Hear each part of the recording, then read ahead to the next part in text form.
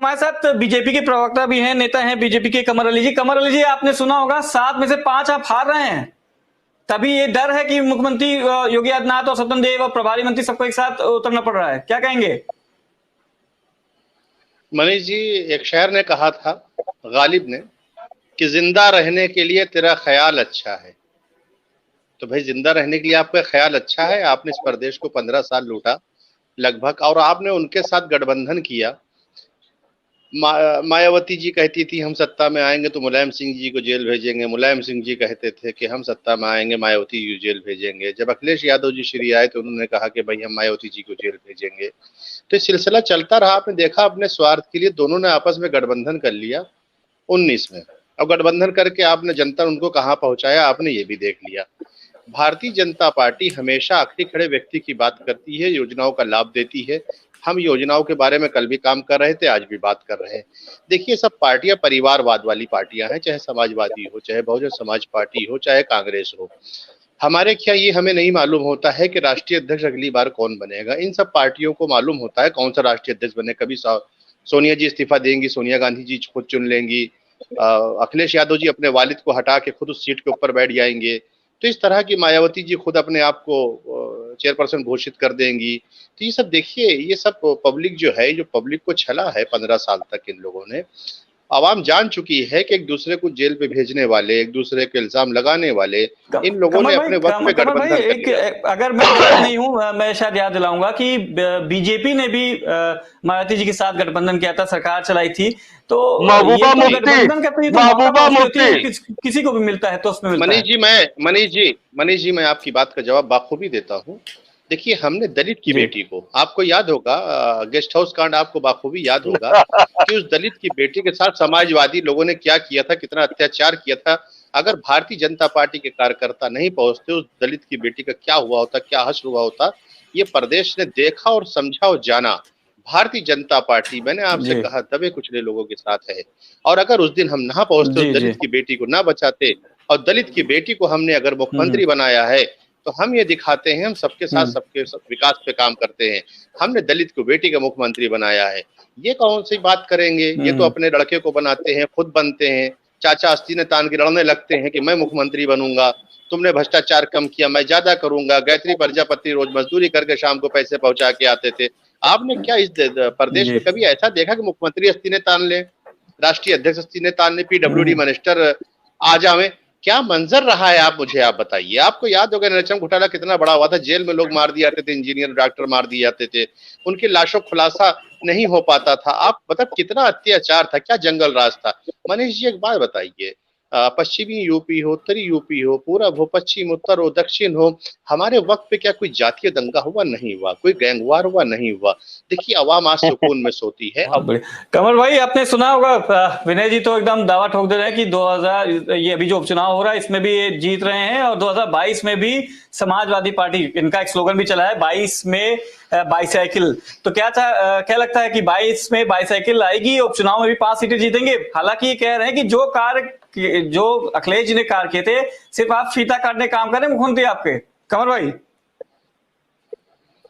भाई उन्होंने जितने काम किए थे बाखूबी बता सकते हैं, उन्होंने बाखूबी बताया भी।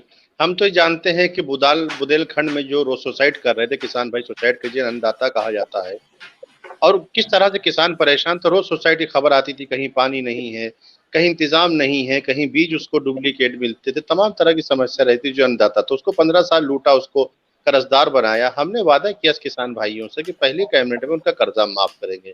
1-1 लाख रुपए मनीष जी सबसे पहली बैठक में हमने माफ किया, और माफ करने के बाद हमने क्या किया, उनको आत्मनिर्भर बनाया। आज की तारीख में किसान आप देख लीजिए किस हालत में है।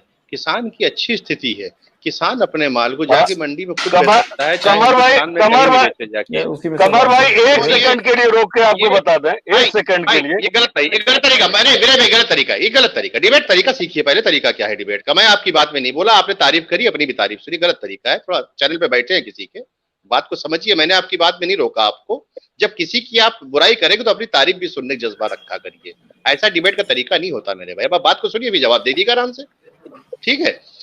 जब बुदेलखंड में किस तरह के मामलात थे, रोज सुसाइड लोग करते थे, पानी की परेशानी थी, कर्जदार बनाया। एक ही परिवार ने 15 साल तक लगभग राज किया, और राज करने में वो कर्जदार छोड़ के गए। उस अन्नदाता को, जिसको भगवान कहा जाता है अन्नदाता को, आप बताइए, उसका हमने कर्जा माफ किया। आज की तारीख में आप देख लिए किसान भाई बिल्कुल सुकून से सोते हैं, कोई भी दंगा हमारी सरकार में नहीं हो रहा। आपको मुजफ्फरनगर का याद होगा कितना भयानक दंगा हुआ था, और उस दंगे पे लाशों पे बैठ के श्री अखिलेश यादव जी मुख्यमंत्री, श्री मुलायम सिंह जी यादव का जन्मदिन किस तरीके से सैफई मनाया गया था। तो आप जरा ये देखिए कि लाशें यहाँ पड़ी हुई थी, लोग रो रहे थे, कोहराम मचा था, वहां जन्मदिन सैफई मनाया जा रहा था।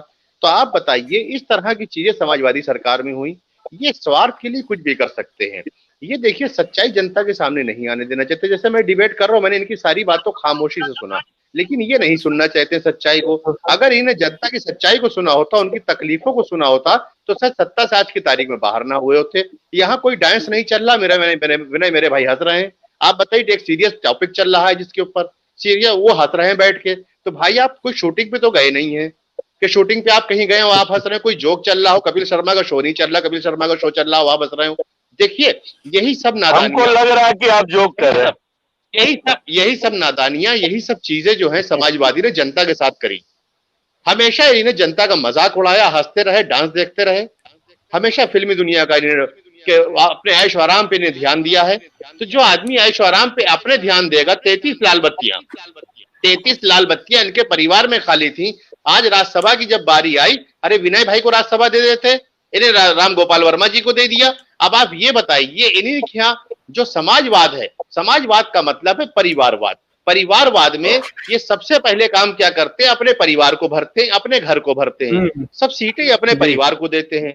मनीष जी, तो अब आप बताइए समाजवाद कहाँ रहा है? तो परिवारवाद है। ये कार्यकर्ता बेचारे जो इनके जान देते हैं, लाठियां खाते हैं, फिर उसके बाद जिस तरह से इनकी सरकार को एक अरविंद भाई ने एक बात कही, किसी भी पार्टी का जो कार्यकर्ता होता है वो अंग होता है, वही सत्ता को लेके आता है। ठीक है, हमारे क्या जो भी आज राज्यसभा मेंबर बन रहे हैं सारे कार्यकर्ता बन रहे हैं, इनके क्या परिवार बनता है? ये देखिए मनीष जी, बहुत बड़ा फर्क है। काम करने का तरीका होना चाहिए। हमें नहीं मालूम राष्ट्रीय अध्यक्ष कौन बनेगा, इनको मालूम है कि अखिलेश यादव जी के कल साहबजादे बनेंगे, क्योंकि मुलायम सिंह जी थे, फिर श्री अखिलेश यादव जी में हो सकता है उनके साहबजादे कल राष्ट्रीय अध्यक्ष हो जाए। तो देखिए, जो भी छल, मैं कहता हूं कि 18% मुसलमान का vote bank Bharatiya Janata party को डरा के ये हासिल करते हैं। और जिस कौम से आते हैं, जिस तबके से अखिलेश यादव जी श्री आते हैं, वो सिर्फ 7% है। 18% में क्या मुसलमान को आज राज्यसभा सीट नहीं दे सकते थे? हमने जफर इस्लाम साहब को सीट दी है अभी राज्यसभा। तो क्या इनके क्या कोई मुसलमान जो 18% वोट बैंक जिसका हासिल करते हैं, उस 18% क्या राज्यसभा नहीं भेज सकते थे? नहीं। देखिए, इनके चार और चरित्र में फर्क है। चाल चरित्र में फर्क यूं है क्योंकि इनका परिवारवाद पहले आएगा, इनका कार्यकर्ताओं से मतलब नहीं है, इनका समाज से मतलब नहीं है। ये ठगने का काम करते हैं। समाजवादी ठग्गू पार्टी है। ठग्गू पार्टी मुझे यूं कहना पड़ रहा है, ये जनता को ठगते हैं, अपने कार्यकर्ताओं को ठगते हैं, ये समाज को ठगते हैं। जो ठगने का निरंतर काम कर रहे हो, लोगों को गुमराह कर रहे हो, आप बताइए कैसा जमीर है? लाशें पड़ी हैं मुजफ्फरनगर में, आप डांस देख रहे हैं, ये क्या तरीका है भाई मेरे? आप सोचिए, आप मिनिस्टर, चीफ मिनिस्टर, आप स्टेज पे लड़ रहे हैं, राष्ट्रीय अध्यक्ष मुलायम सिंह यादव जी स्टेज पे लड़ रहे हैं, पीडब्ल्यूडी मिनिस्टर स्टेज पे लड़ रहे हैं। अरे भाई, उस सीट की गरिमा रखिए। मुख्यमंत्री सीट की एक गरिमा होती है, पीडब्ल्यू मिनिस्टर की एक गरिमा होती है। आप क्या बताइए, गरिमा रखने वाले लोग हैं। ये कुछ भी अपने सत्ता के लिए कुछ कर लेते। गए थी प्रजापति का, आपने देखा, रेप का केस था, हाई कोर्ट से लेकर सुप्रीम कोर्ट तक पहुंचा, जब जाके उस महिला का मुकदमा लिखा गया। आप जरा देखिए क्या अत्याचार इनके वक्त पे रहे। अत्याचार की समय सीमा इन्हें तोड़ दी। रोज आपने देखा कि रोज महिलाएं होती, रोज चैन स्नैचिंग होती थी, रोज हत्या चैन स्नैचिंग को लेके। कमल भाई, क्लोजिंग स्टेटमेंट लेंगे। बीजेपी 2000 जो अभी उपचुनाव है 7 सीटों पे, इस पे कितनी सीट आप मान रहे हैं कि सामने से आपकी कितनी सीटें आएंगी? और 2022 में क्या इसका कितना इम्पैक्ट पड़ेगा? योगी जी के चेहरे पे ही 2022 का हम किला फतेह करेंगे?